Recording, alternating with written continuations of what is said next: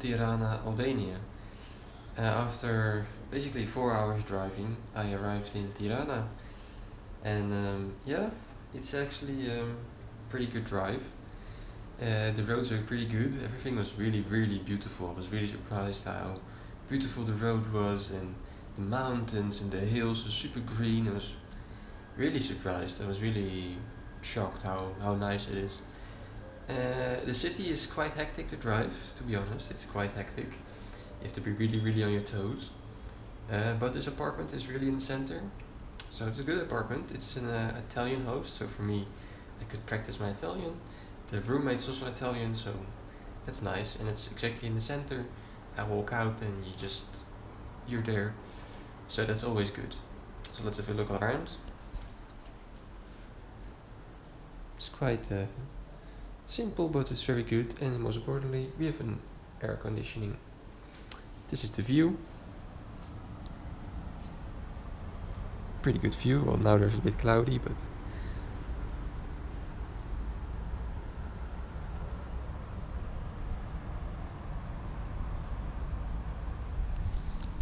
and let's have a look in the rest of the apartment.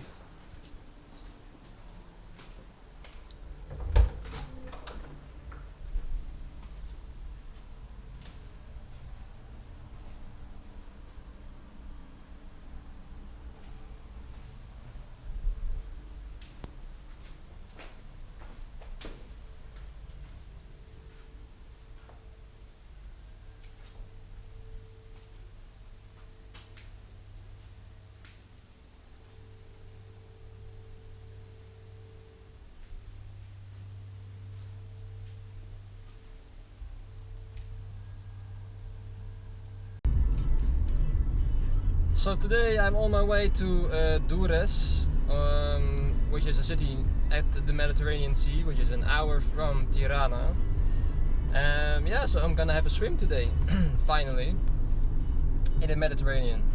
So I'm going to the beach now, but getting out of the city Tirana is quite difficult. I mean, the roads are good, but it's just really, really chaotic and hectic traffic basically, so you really have to be on your toes the whole time. And a lot of things happen, and you have to really make split-second decisions and also still try to think rational. So, you know, if you cannot make the turn or you cannot make it, you know, accept it and turn around or something, or go another time around the roundabout, things like that. But yeah, it's quite hectic, so it's always advised, if you are driving in a country with a rental car that in a country that you don't know yet, take its insurance, because, you know, I don't know this country, the roads are good, but maybe the people are not so good drivers, or I mean, I'm anyway new in this way of driving, so I have to get used to how they drive. So yeah, we're almost at the main road, so we're almost out of the city basically. That's good, so it will be a bit easier now, and then we're gonna enjoy the ocean finally.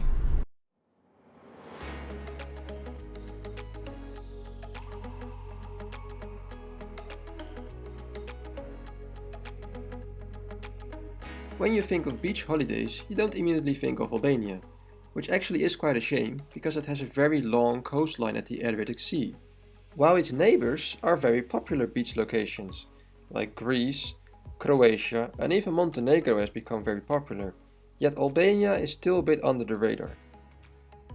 Oh, and I know what you're thinking, I'm always this white, and laying in the sun will not make any difference for me. So why would you consider going to Albanian beaches? Well, mostly because it's not a touristic location, so the prices are much better. Whereas normally in a European hotspot you will pay a lot of money even for your bed at the beach, here the restaurants, hotels, parking, everything is cheap. Next to that, it's not full of tourists, and you will mainly find Albanians going to their own beaches, so you also have a more authentic feel of the region. And you don't go from tourist trap into tourist trap. Time for a random fact about the city. As most of you know, Albania was a communist country, until its collapse in 1990. Durres had a very interesting role in the aftermath of this, because it was used to escape towards Italy by boat. People actually hijacked boats and even put guns to the heads of captains to sail across the Adriatic Sea. In 1 month, 20,000 people used this system, until Italy intervened militarily. We are at the boulevard now of Durres, and it's nice and quiet, but it's very sunny. So let's have a look and see what it has to offer. So over there is the harbor, so I'm not going that way, but you can see the ferries going up and down, because across that ocean, this body of water is basically the Adriatic Sea. There is Italy over there, and yeah, so it's quite close.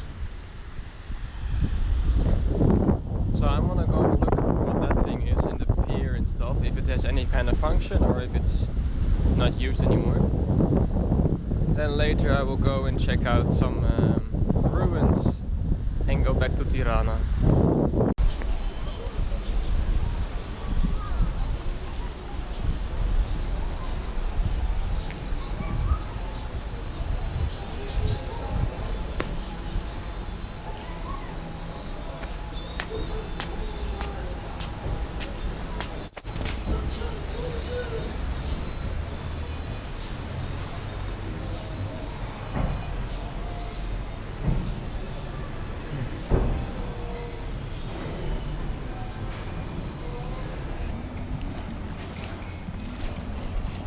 I think it's just a giant restaurant.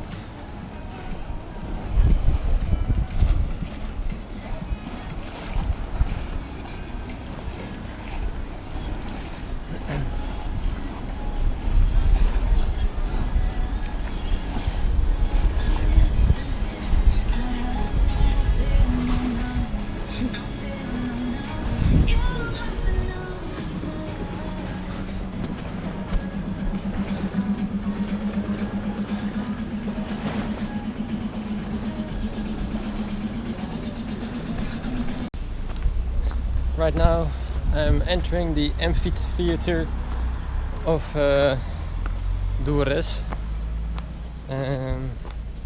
So I wonder what it will look like. Of course, Romans were here too. Where were they not? So let's see how we can get up there. Down here maybe.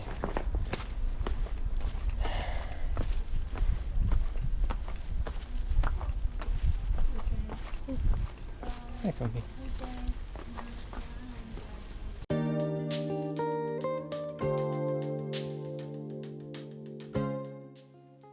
During its ancient history, the city was part of many civilizations. One of them was the Roman Empire. What we can see here is the amphitheater of Durres, and in fact it's the biggest amphitheater of the entire Balkans. Considering this, you should think it has some important place in Balkan history, or at least Albanian history. Yet ironically, it was completely lost and forgotten about until the 1960s and 1980s, when it was finally rediscovered. Unfortunately, the rediscovery hasn't benefited the amphitheater at all. It actually has become worse, because it's now open to the elements and the air, and it has been neglected for decades.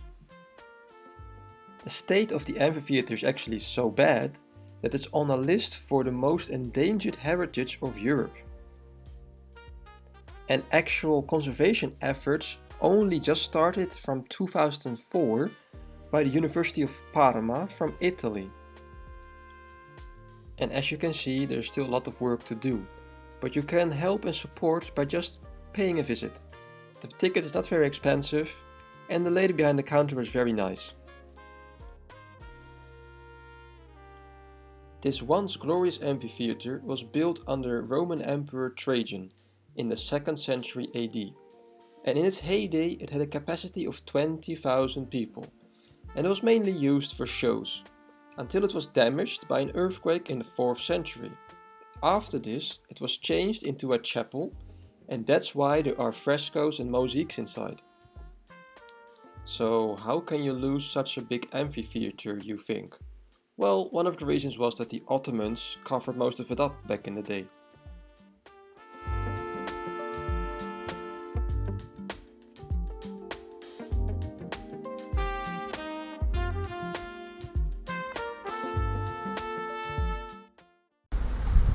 So I'm at this amphitheater and I exit and I see something familiar.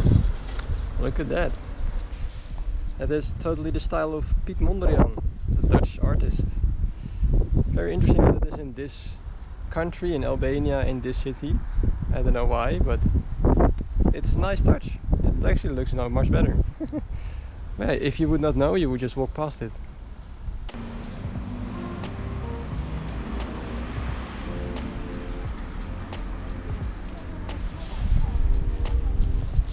These walls were part of one of the most fortified cities of the classical times.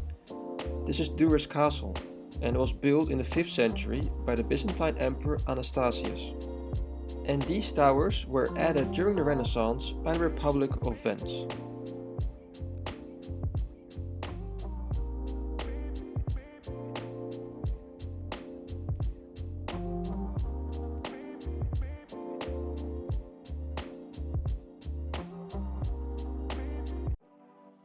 This is Skanderberg Square, and the name Skanderberg you will see a lot in the region. But who was Skanderberg? He was a hero of most of the region. He was a rebel leader who fought against the Ottomans. He fought for 25 years with a force of roughly 10,000 men against an always much larger, well-equipped and well-supplied force.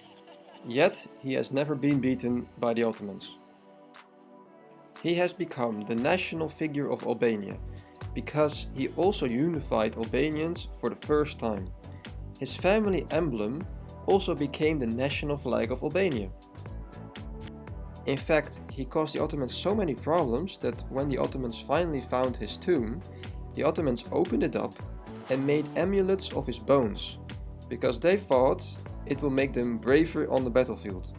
That is how much respect the enemy had for him. This giant square wasn't always as empty as it is now. During the communist times it was completely changed. First they destroyed the big Orthodox cathedral and later the old bazaar, to make room for the communist palace of culture.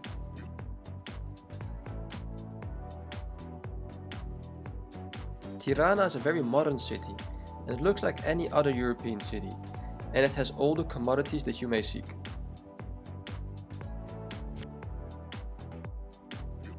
You'll also find a lot of Italian products in Albania because they have a strange hate-love relationship with Italy.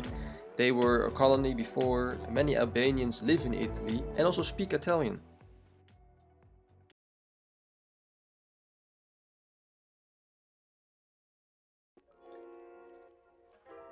This early 19th century mosque called Hajj et Mb has a special relation with the fall of communism in Albania. It was closed until 1991, when in January that year 10,000 people entered the mosque to protest for religious freedom. This moment was one of the important moments for the collapse of communism in Albania. The frescoes on the walls of the mosque are very unique because they depict scenes of nature, which is very rare in Islamic art.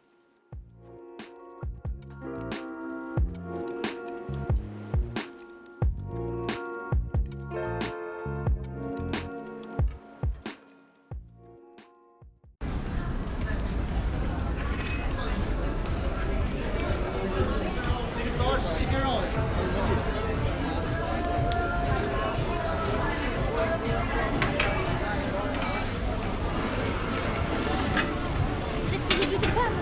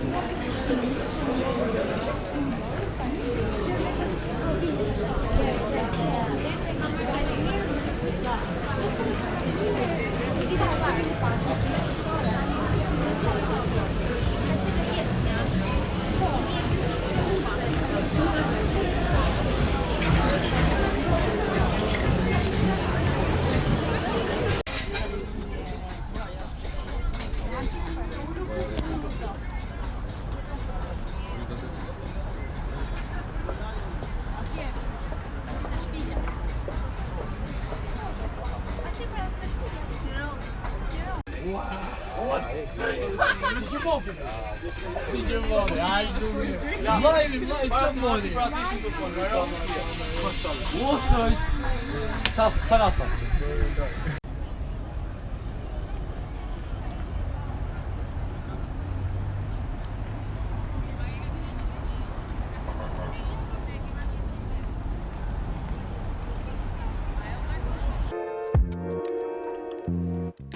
This is one of the 170,000 bunkers that you can find in Albania.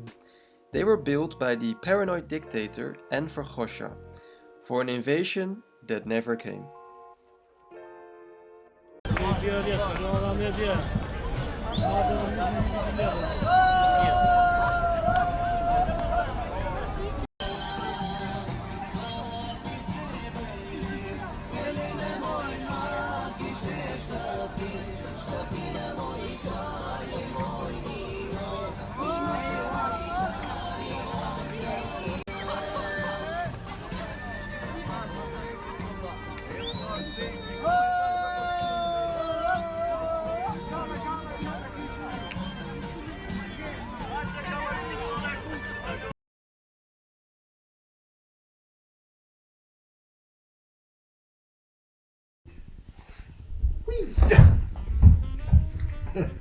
So, that was the end of this episode, and what an episode it was again. It was a very beautiful beach place, and now we came to the part of the postcard and magnet part.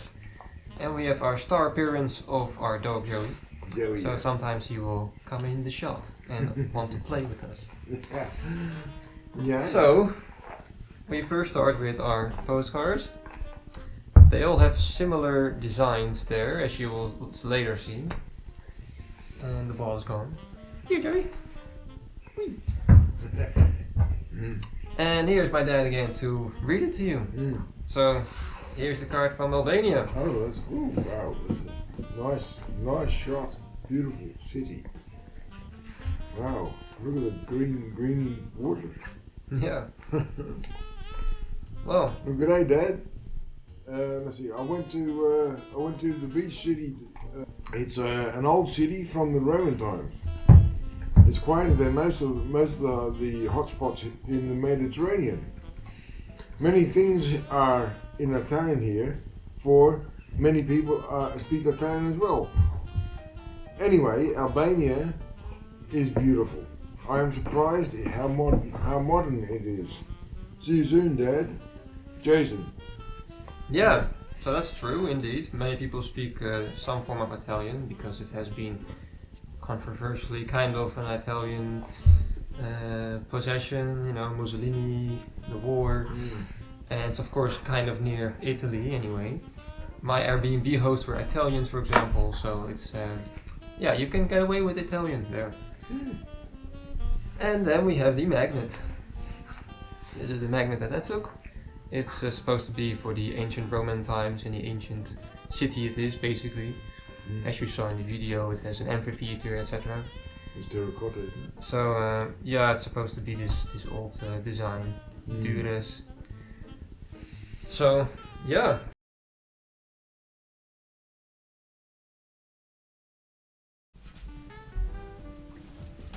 Hello there, hello. This is Professor Fiction with a few facts that you might like to know. Here we go. I have 3 facts for you here. Fact number 1.